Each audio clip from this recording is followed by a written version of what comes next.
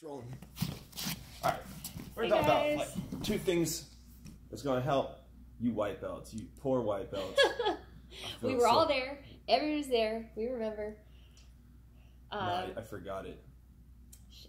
All right, so we just want to share some things that, I don't know, maybe took us longer than we would have liked to learn, and maybe you guys can benefit from our mistakes and our learning process.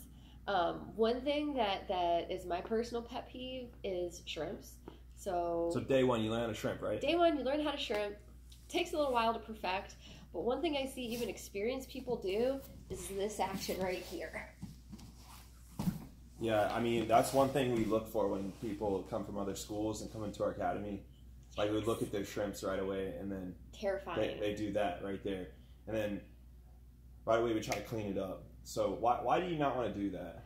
Well, so let me just make sure the camera's on. This is your flank, right? And everything we do in jiu-jitsu, honestly, is like trying to defend your flank. A pass is letting somebody in that flank space. An arm bar is letting somebody get their hips in that flank space, getting your arms separated from your body. Triangle, arms separated from your body. Everything we're doing is closing off your flank. So to open it on purpose, especially while you're in what's frequently an escape maneuver, is just bad strategy. So I emphasize shrimping with your arms in tight, with your elbows not just to your side here, but like actually like in front of your chest. When your arms to your side, your elbow creates this little lip, and it's not impossible for somebody to peel that away from you. It's much harder when you're tucking your elbows into the front of you for them to get up and underneath of that elbow space and into that flank space. So when you shrimp, I recommend keeping elbows in real tight and continuing your shrimp with your elbows tight.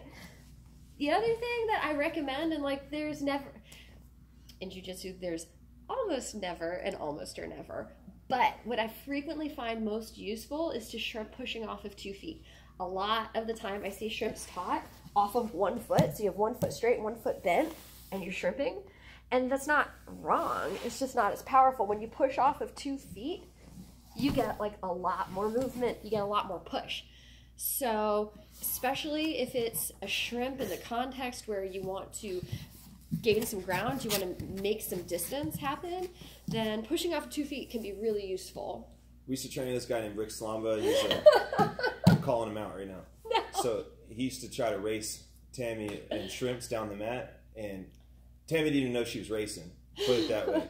And of course Tammy would always win, and Not her shrimps, her shrimps were big, and it was like boom. And we sometimes play the game with our kids, like to see how few shrimps it can take to get from one point to another, so that make sure you're really exploding your hips out, you're moving a whole lot, and then also keeping those elbows in tight, so that, you know, little things like a physical example of like why you wouldn't want to do that is say you're in side control already, like let's just turn a bit, already like the arms are stretched out, right? You're already opening up things like an arm triangle, like coming, and already have a choke set up because of this. Millions of arm bars. Yeah, Millions it's just of not a arm good bars idea everywhere. to do this. Like go like this first and then push your hands down. So my suggestion for new white belts is the thing I see all the time. Almost 100% of white belts have it, unless they've done some other like sport where they got rid of this habit. Is they come in with a lot of tension. So they're holding they're squeezing like their whole body, like every muscle's engaged, and especially the arms, the upper body. It's like trying to control everything. So everything they're grabbing and pushing and squeezing. Yeah, they'll look like they're all vascular, the veins are popping everywhere. Yeah, that's crazy. So anyway, so like what I recommend is like before you start to roll, just shake your arms out. Like it's something simple that I do a lot just to remind myself, like shake your arms out. Like, so if I'm about to start a roll, right? I kind of like let my arms just hang and shake out tension. Keep shaking out tension. I'll slap. I don't even slap with tension. So like slapping their hands too hard, just shake, just bat, and just shake your arms out and just try to use efficient jiu-jitsu to where, you know, you pretend you're like a tiny old frail person, you know, and you're going to be after the purest technique, you're going to be getting maximum efficiency and maximum leverage, effectiveness with the least amount of effort, you know, and you do that with good timing and good technique. And over time you build that technique, but in the beginning, you just got to resist the urge to develop the habit of squeezing and holding everything. Like, you're going to get tired. You're going to burn out your energy. So really mentally focus, especially in the beginning, on relaxing. Like, I know it seems counterintuitive because you want to control the situation. You want to push them off of you. You want to pull them in. That's another thing. I'll use a bonus tip. When you're on the bottom, you know, I see white belts do this a lot. They grab both the lapels, like a bully position, you know, like, give me your money. But from the bottom. But from the bottom. From the top, it's actually not so bad of an idea because you can pull them in and start working your knee cut passes and stuff like that, which you'll learn later.